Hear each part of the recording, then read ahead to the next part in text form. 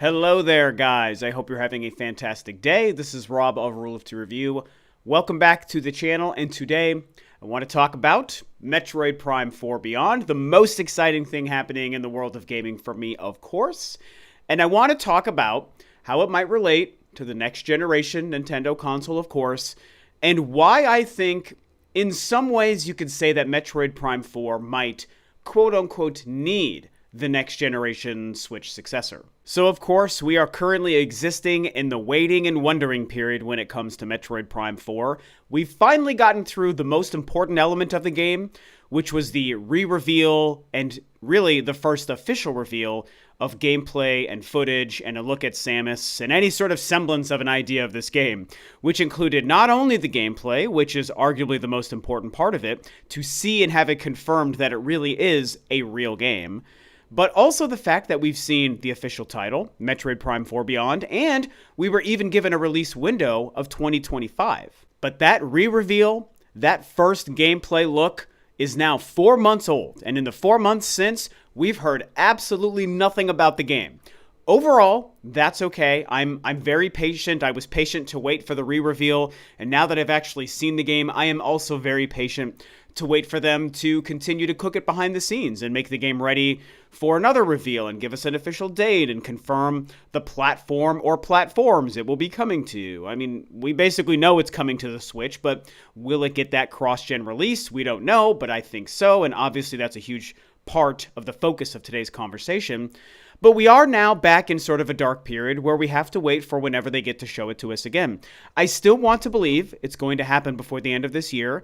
I want to believe that if it is getting a cross-gen release, the next time they show us the Switch 2, or the first time, I should say, they show us the Switch 2, hopefully this year, that Metroid Prime 4 will also be a part of it, because that might be the perfect time for them to confirm Metroid Prime 4 is coming to the next generation console, and hopefully give us an idea of what it might look like on that console. And so, of course, that brings us to the main focus and topic of this conversation, which is why I think, and this is kind of just my own personal assessment as a Nintendo fan, as a game fan, and most importantly, a Metroid superfan, why I think that Metroid Prime 4 in many ways might need the Switch 2 or the next generation Nintendo console to make it as successful as can be. And one of the main things I've realized that made me decide to have this conversation and even think about this as an idea, let's be honest, is Metroid Dread. The most recent brand new Metroid game, the one brand new Metroid game made specifically for the Switch, that of course released back in October of 2021, so 3 years ago. It's really crazy to realize that it has actually been that long, 3 years since Metroid Dread was released to the world and became a part of our lives and was such an amazing game-changing experience. And with that game, we saw two things. We saw, first and foremost, most importantly, we've seen the most successful, best-selling Metroid game of all time. And by the way, it achieved that in only the first few months of its release. Between October and the end of the year in 2021, it had already surpassed Metroid Prime as the best-selling game of all time, selling over like 2.8, 2.9 million. I can't remember the exact numbers, but it was in the high 2 millions, almost 3 million. The other thing we saw with the release of that game is the first Metroid game and only one to cross 3 million in sales. We now know it's sold over 3 million copies. But we also saw evidence that beyond the first initial burst of huge sales, that the legs of a Metroid game still might not be the longest, like with many other Nintendo first-party IPs, like Mario games and Zelda games and Pokemon games, and obviously Mario Kart. We know the legs of Mario Kart is insane. Smash Brothers, Animal Crossing. You know, Metroid is now kind of entering a higher tier of sales because of Metroid Dread crossing the 3 million mark and becoming the most successful game in the franchise. But what about the longevity of the sales and success of a game? You know, we don't really know the exact number, but I think it's probably safe to say Metroid Dread is probably sold between 3.2 and 3.5 million. It's just a guess, but last year we did get confirmation that it had sold beyond 3 million. But where it actually lies, we don't know.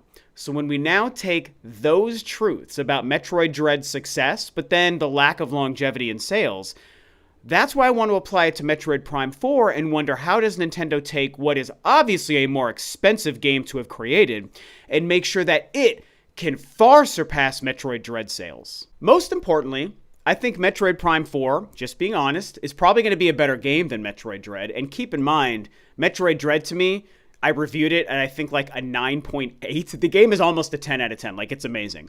And I prefer the 2D Metroid games to the 3D first-person ones. That being said, you guys know.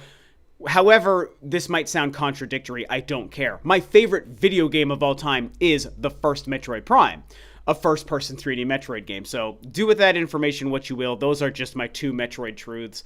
I don't care if they seem like they contradict each other. So with Metroid Prime 4, I have a belief that it very likely will be a better game than Metroid Dread. And I also think that even without the cross-gen or whatever release we might see, whatever structure we might see with that game, I do believe that even if it releases on just the Switch, it's going to sell more than the 3 or so million that Metroid Dread has sold. So I do think the game is already set up and primed to sell more than Metroid Dread. Not the least of which is there's been somewhere in the range of 30 million more Switches sold between the release of Dread 3 years ago and what's going to be on the market next year in 2025. So you've got a significantly larger install base. You've got many years of hype. I would argue more hype going into the re-reveal of Metroid Prime 4 and release than even Metroid Dread had in the 4 months since it was revealed, or between its reveal and its release, I should say. And you also have a larger scoped game, and I think that we're in an environment where, for all the accolades that Metroid Dread received, both critically and commercially, I think that the general landscape of gaming and gamers nowadays is going to see this beautiful next-generation first-person 3D shooter Metroid game as a little bit more appealing to a broader audience than the side-scrolling adventure that Metroid Dread was. I'm not necessarily saying you have to agree with that. I'm talking about the larger audience.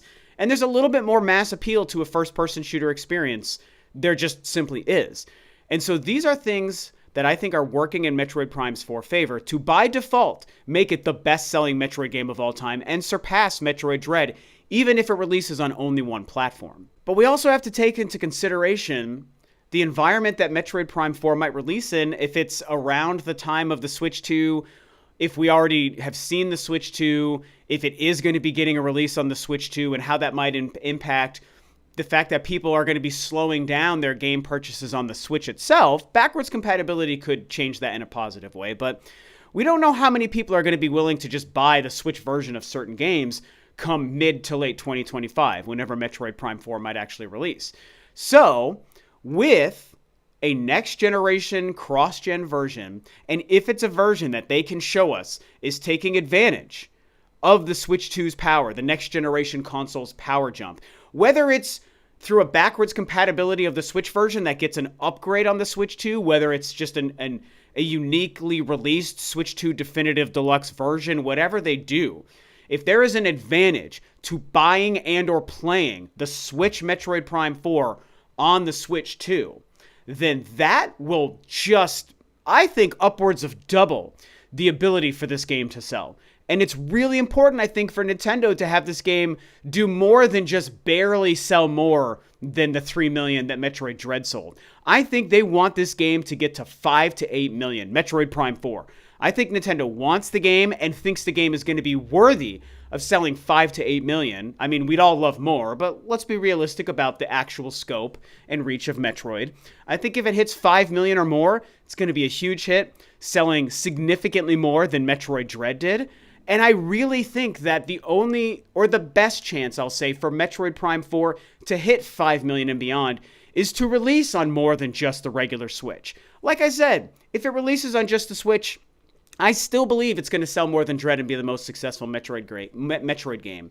And that is a win for the franchise and for this title, absolutely.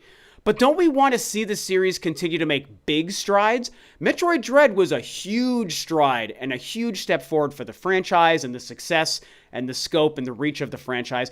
It won Best Action Game of the Year. It was nominated for Game of the Year. Metroid Dread represented the biggest and best shift for the franchise in decades. So we want to continue that. We don't want Dread to sell 3.2 million and then Prime 4 to sell 3.3. We want Prime 4 to sell 5 million, 6 million, 7 million or beyond. And I guarantee you, not only do we as Metroid fans want that, Nintendo wants that. especially when you consider the development hell this game went through. A prior development company, rumored to be Bandai Namco, and probably, but still not confirmed, but a prior company was developing an old version of that game. That was the one confirmed in 2017. Less than 2 years later, that version was scrapped. It was falling apart. They gave it to Retro Studios. They built a whole new team. They brought in people from Tomb Raider and God of War and Call of Duty and all these other franchises. Nintendo has spent a lot of money to make sure that Metroid Prime 4 is the best version of the game it could be. They've spared no expense.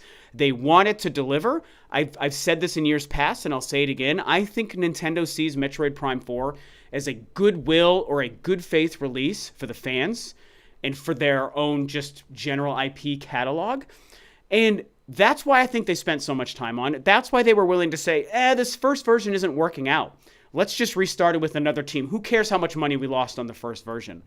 And so when you factor that in as well, all the money that probably went into this game over the course of the past 7 or 8 years, this game needs to sell more than 3.3 million. I believe it. That's the ultimate thesis statement I'm getting at here. It needs to sell more than that. It needs to sell a lot more than Metroid Dread.